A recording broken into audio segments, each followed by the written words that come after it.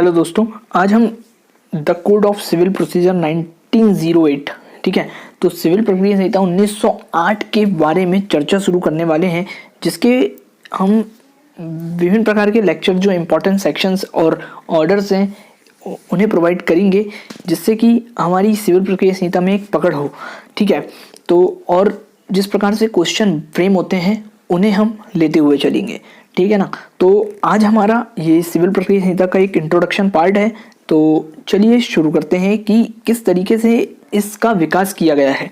तो सिविल प्रक्रिया संहिता, हम इन वर्डों को समझने की कोशिश करते हैं। सर्वप्रथम की प्रक्रिया होता क्या है। सर्वप्रथम लॉ की बात करते हैं हम। लॉ में जो डिफाइन किया हुआ है, लॉ को किस तरीके से लॉ को डिफाइन किया हुआ है, ये कहीं अधिकृत लिखा नहीं हुआ है, बट हम इसको पढ़ने की दृष्टि से इसे डिवाइड कर सकते हैं। ठीक है, तो लॉ को डिवाइड किया जा सकता है, जो डिफाइन किया जा सकता है। तो लॉ को किस तरीके से डिफाइन किया जा सकता है, दो तरीके से। एक classification of law, then second होता है कि टाइप्स ऑफ लॉ। तो सर्वप्रथम हम देखते हैं कि क्लासिफिकेशन, वर्गीकरण के आधार पर किस तरीके से लॉ को डिफाइन किया जा सकता है। तो एक हो सकता है उसका जनरल रूप में अपन देखें अगर, तो जनरल तरीके से किस तरीके से उसमें क्लासिफिकेशन आता है। दूसरा स्पेशल लॉज जो आते हैं वो कौन से होते हैं, लोकल लॉज जो होते हैं वो कौन से होते हैं, और पर्सनल कौन से होते हैं। तो जनरल लॉज में अपने आईपीसी, सीआरपीसी है ना, सीपीसी, तो ये सामान्य है। जैसे कि अगर कोई राम, श्याम, मोहन, और अगर हम किसी मुस्लिम बंदे को भी नाम ले लें, अगर उसने कोई ऐसा अपराध किया है जिसको आईपीसी में दंडनीय बताया गया है, तो वो उससे ही गवर्न होगा, ना कि उसी सजा के लिए उसको कोई दूसरे लॉ से गवर्न किया जाएगा। तो ये होता है जनरल लॉ, जिसमें कि सभी के लिए समानता का समान रूप से दंड का प्रावधान दिया हुआ है। दूसरा होता है कि स्पेशल लॉ। स्पेशल लॉ में ये बोला गया है कि स्पेशल लॉ कुल मिला के क्या होता है। स्पेशल लॉ जैसे कि आर्टिकल 14 में हम देखते हैं, जिसमें विधि के समक्ष समता और विधि के समान संरक्षण की अगर बात की गई है, तो उसमें क्या बोला गया है कि अगर कोई व्यक्ति कोई अपराध करता है तो उसको किस तरीके से, कौन से एक्ट के हिसाब से गवर्न अगर किया जाना चाहिए, तो वो वाली बात बताई। तो स्पेशल लॉज अलग होते हैं। ठीक है, फिर उसके बाद लोकल लॉज में जैसे कि अलग अलग स्टेट्स के अलग अलग, जैसे कि लैंड के हिसाब से अगर देखा जाए तो हर स्टेट्स में अलग अलग लॉज बने हुए हैं, तो ये लोकल लॉ की कैटेगरी में आ जाता है। पर्सनल लॉ क्या होता है, तो पर्सनल लॉ क्या होता है, तो जैसे कि मुस्लिम हो गया, मुस्लिम लॉ हो गया, हिंदू लॉ हो गया, तो ये सब एक्ट्स इसके अंतर्गत आ जाते हैं।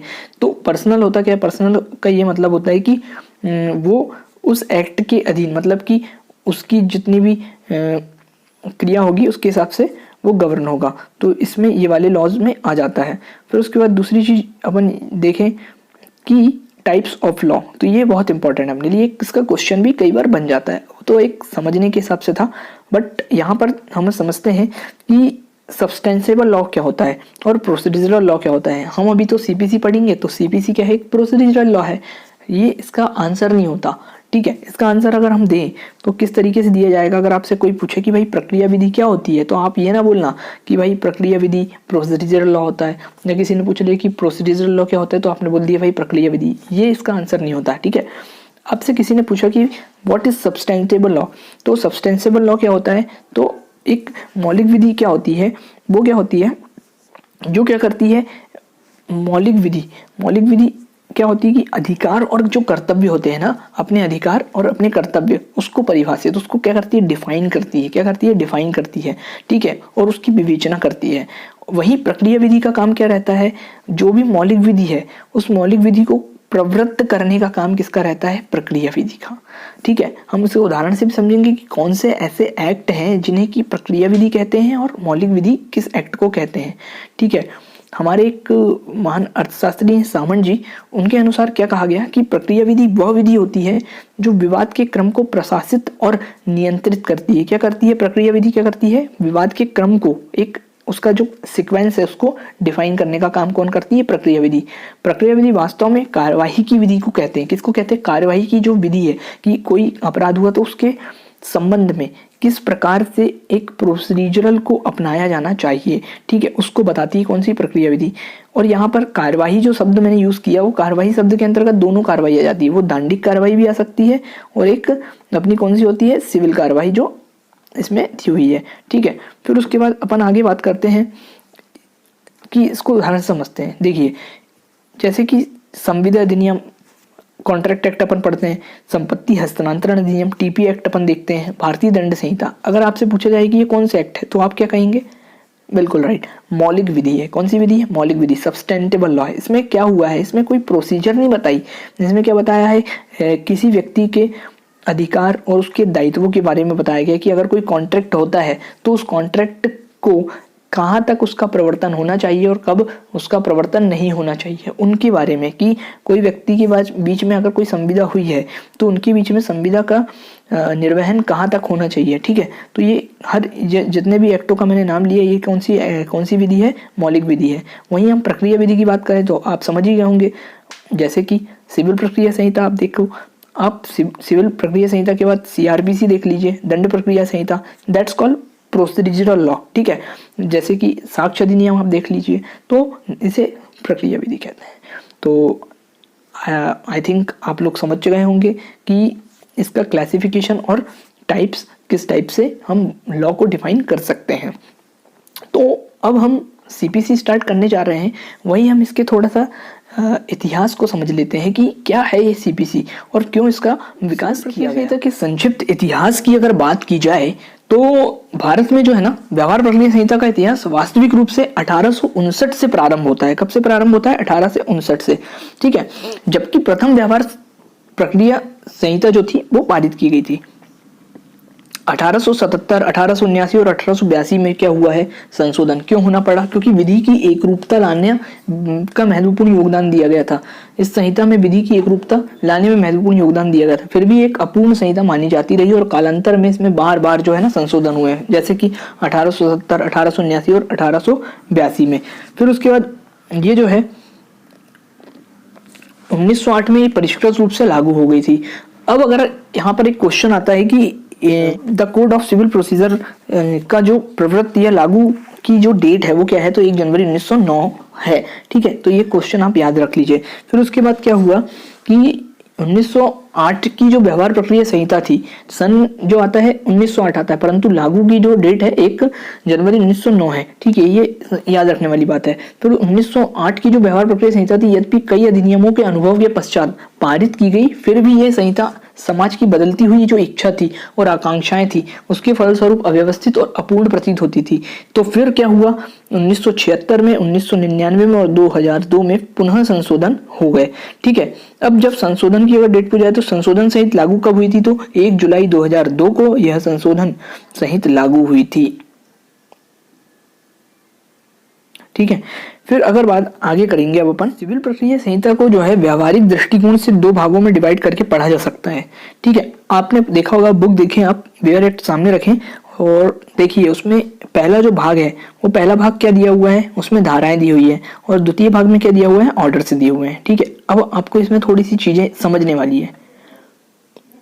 पहला वाला भाग जो है धाराओं को बताता है, तो धाराएं टोटल ऑल ओवर कितनी है? इसमें 158 है, ठीक है। ये क्या है? संहिता का क्या बोल सकते हो आप? इसको शरीर बोल सकते हो। क्या बोल सकते हो? शरीर।